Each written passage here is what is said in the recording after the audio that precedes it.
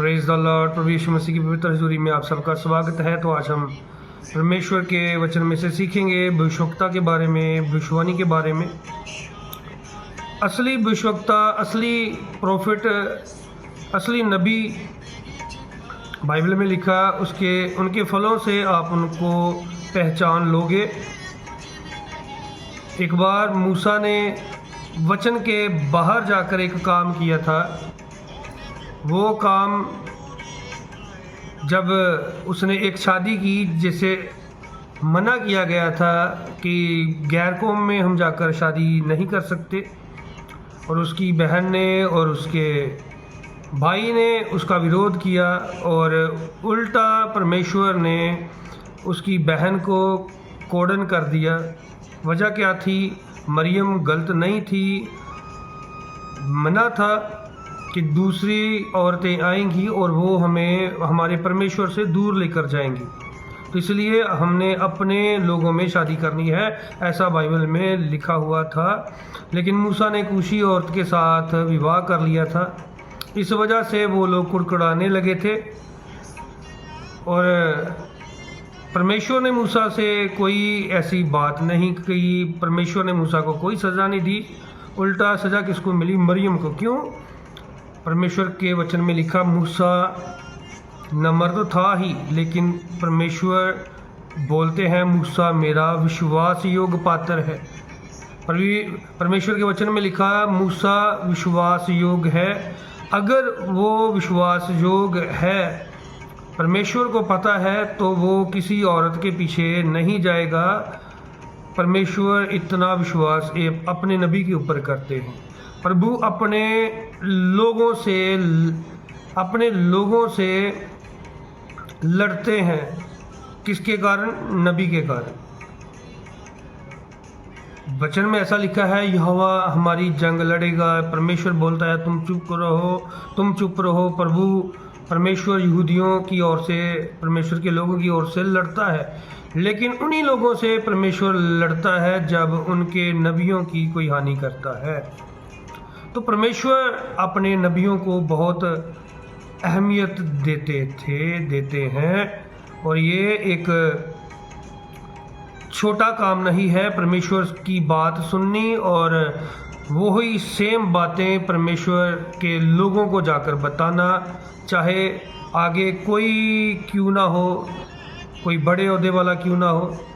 तो नथान नबी नहीं डरता था कि आगे राजा है, उसके आगे मैं उसका पाप बताऊंगा, वो मुझे कत्ल ना कर दे। यूहन्ना नबी, उसने भी बोला, राजा तेरे भाई की पत्नी लेकर उसको अपने पास रखना ये योग नहीं है। तो यूहन्ना नबी भी सच्चाई बोलते थे। प्रोफेट जितने बाइबल में हैं वो सच के ऊपर लोगों को चलाते थे, और डरते थे लोग जब नबी उनके गली मोहल्लों में आते हैं। पता नहीं ये क्या बोलेंगे, क्या मैसेज लेकर आए हैं। और नबियों का बहुत सारा आदर था। शमूएल नबी जब तक प्रार्थना नहीं करता था, कोई भेंट चढ़ाई नहीं जाती थी, कोई भेंट खाई नहीं जाती थी। और वही नबी जब बूढ़ा हो गया, और बूढ़े ही लोग आकर बोलते हैं शमूएल तू बूढ़ा हो गया, तो भाई आप खुद बूढ़े हैं। तो जवान लोगों को आकर बोलना चाहिए था कि भाई आप हमारे ऊपर एक राजा बना दो। तो शमूएल को ये बात अच्छी नहीं लगी। वचन में लिखा, परमेश्वर को भी ये बात अच्छी नहीं लगी कि ये लोग मुझे छोड़कर अभी एक राजा चाहते हैं। परमेश्वर ने बोला, शमूएल ये तुझे नहीं छोड़ना चाहते, इन्होंने मुझे छोड़ दिया है। परमेश्वर के वचन में जब शमूएल नबी ने सारा कुछ कर दिया और उनको बताया, तुम लोगों ने राजा मांगकर बहुत बड़ा पाप किया है, इसका प्रूफ मैं तो आपको देता हूँ। देखो इस मौसम में बारिश नहीं होती, और मैं पुकारूंगा परमेश्वर बारिश भेजेगा, और गर्जन के साथ बारिश आएगी, चुपचाप बारिश नहीं आएगी। तो जब शमूएल ने पुकारा, उसी समय बाइबल में लिखा है बारिश आई, और बहुत बादल गरजे, और सब लोग डर गए। इतनी सामर्थ्य, इतनी पावर परमेश्वर के नबियों में थी। आज भी कुछ हिस्सा लोगों को मिलता है, थोड़ा सा मिलता है। जैसे मैं आपके घर में ये देख रहा हूँ, आपका घर इस कलर का है, जैसी ऐसी बातें, ये तो बहुत छोटी बातें। जो बाइबल में नबी जिनके बारे हम पढ़ते हैं, जिनके बारे में लिखा हुआ है, वो स्वर्ग में क्या बैठक हुई, स्वर्ग में कैसी मीटिंग हुई, स्वर्ग में कौन कौन बैठा, कौन कौन आत्मा वहाँ पर आके क्या क्या बोल रहा है। नबी धरती पर रहता हुआ इतना कनेक्टेड है स्वर्ग के साथ, वो सब उनको पता चलता था। नबी अलीशा बोलता है, यहोवा कहता है आगे से पानी मीठा हो जाएगा। यहोवा कहता है ये लोग थोड़ा सा खाना खाएंगे लेकिन वो खा नहीं पाएंगे, बच जाएगा। तो जैसे वो बोलते थे परमेश्वर वैसा ही करता था। और भविष्यवाणी आप सब ने शमूएल के बारे में पढ़ा होगा। शमूएल ने पहला राजा शाऊल मसा किया, उसने ऐसे मसा किया कि जैसे वो खुद अपने बेटे को मसा कर रहा है। शाऊल गलतियां करता गया तो शमूएल दुखी होता था। शमूएल ने कभी ऐसे नहीं बोला, देखा मैं अच्छा नहीं था, ये कितनी गलतियां कर रहा है, इसके कारण आपके ऊपर समस्या आएगी। शमूएल ने कभी ऐसा नहीं बोला। बड़े दिल वाले होते हैं परमेश्वर के नबी। नबी के लिए परमेश्वर अपनी प्रजा से लड़ पड़ता है, और नबी परमेश्वर की प्रजा के लिए परमेश्वर के आगे घुटनों पर आ जाते हैं। ये पहचान है परमेश्वर के भविष्यवक्ता की। शमूएल ने भविष्यवाणी की किसके बारे में? पहले राजा के बारे में, कि तू इस्राएल का चुना हुआ है, तू अब इस्राएल के ऊपर राज्य करेगा, तेरे लिए मैं भविष्यवाणी करता हूँ, प्रभु का वचन तुझे बताता हूँ।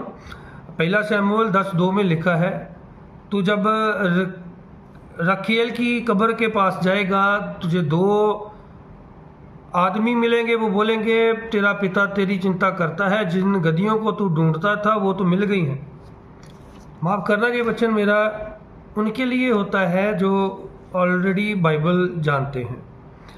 उसके बाद दूसरी भविष्यवाणी शमूएल ने की कि जब तू रास्ते में जाएगा, एक दरख्त के नीचे तुझे 3 जन मिलेंगे, एक ने 3 लेले जा पठोरे उसने अपने हाथ में पकड़े होंगे, और एक के हाथ में 3 रोटियां होंगी, एक के हाथ में दाखरस की एक मशक होगी। तू उनसे 2 रोटियां वो तुम्हें देंगे, तू उनसे वो रोटियां ले लेना। फिर तीसरी भविष्यवाणी की, आगे चलकर तुझे नबियों की एक मंडली मिलेगी, वो परमेश्वर का आत्मा तुम्हारे ऊपर आएगा, तू भी भविष्यवाणी करेगा, तू और डील डोल का इंसान हो जाएगा। तो वचन में ऐसा लिखा है, ये सारी बातें उसी दिन पहले राजा शाऊल के जीवन में पूरी हो गई। और शाऊल क्यों परमेश्वर के काम को अच्छे से नहीं कर पाया, क्यों उसकी जगह पर दाऊद को राजा बना दिया गया? सबसे बड़ा कारण ये था कि उसने भविष्यवाणी को तुच्छ जाना। वो कैसे नज़रअंदाज किया? तो चौथी भविष्यवाणी भी थी, 7 दिन तक मेरी वेट करना, मुझसे पहले गिलगाल में पहुंच जाना, जब तक मैं ना आऊं तुझे ना बताऊं तुझे क्या करना है, तुझे कुछ नहीं करना।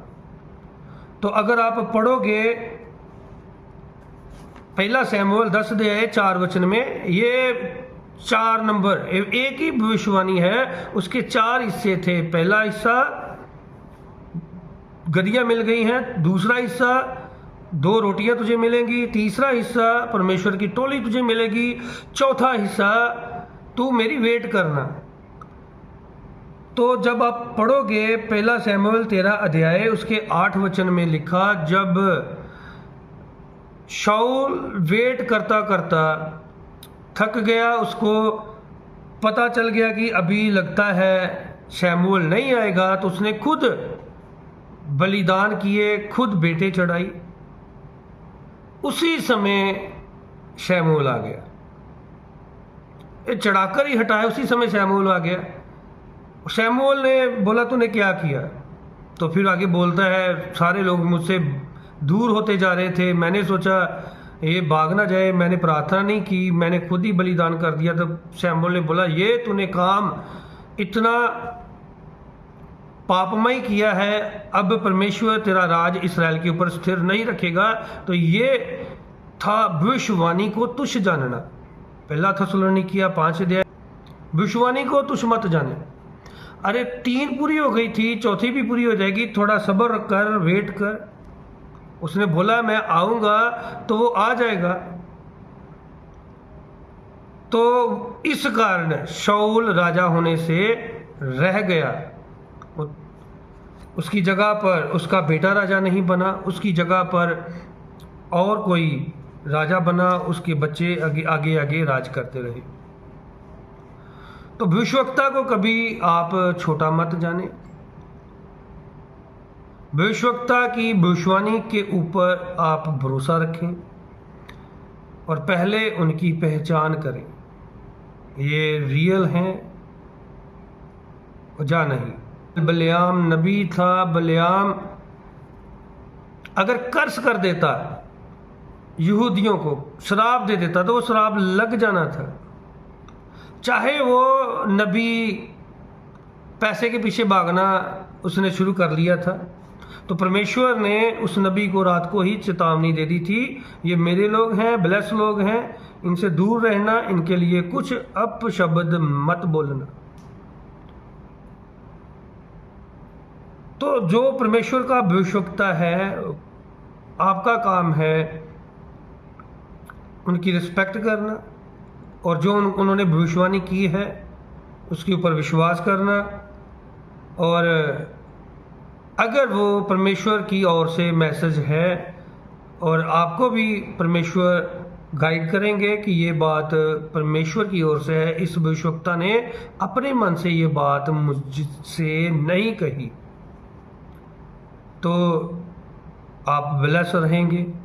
आज बहुत कम लोग हैं जो अपने नाम के आगे अभी प्रॉफिट लगाते हैं, क्योंकि बदनामी के बहुत सारे कारण हैं, बहुत सारी बातें हैं।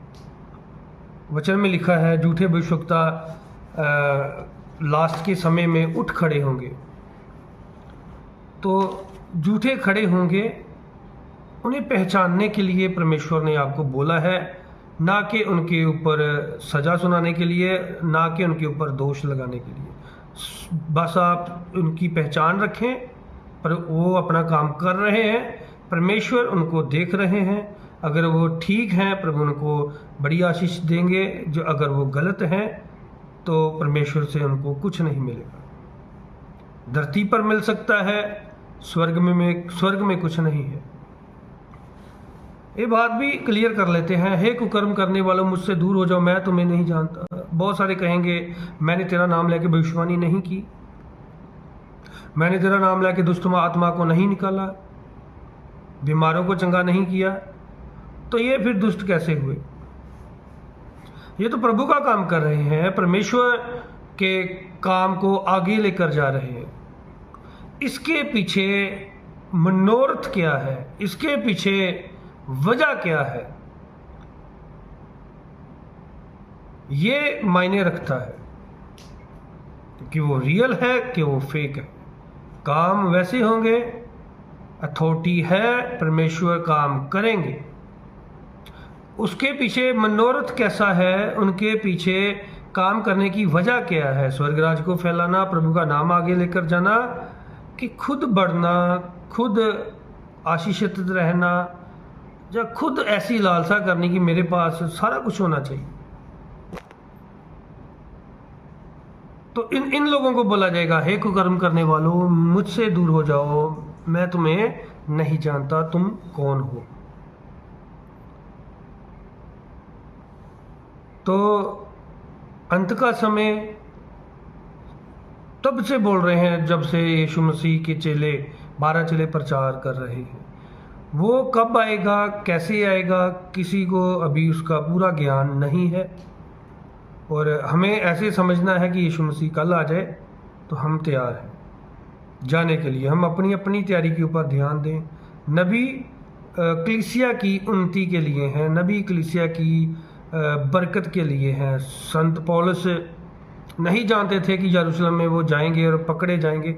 एक नबी आया और नबी आकर संत पौलुस को बोलता है, जिसका ये कपड़ा है वो इसी कपड़े से ऐसे जैसे मैं खुद को बांध रहा हूँ ऐसे वो बांध जाएगा। तो नबी बता देते हैं आगे वाला आने वाला समय, प्रेजेंट और पास्ट भी बता सकते हैं। और ये कनेक्टेड रहते हैं स्वर्ग के साथ। परमेश्वर इनसे बातें करते हैं। जो विश्वास योग प्रभु का जन है उसके लिए परमेश्वर अपने लोगों से लड़ते हैं।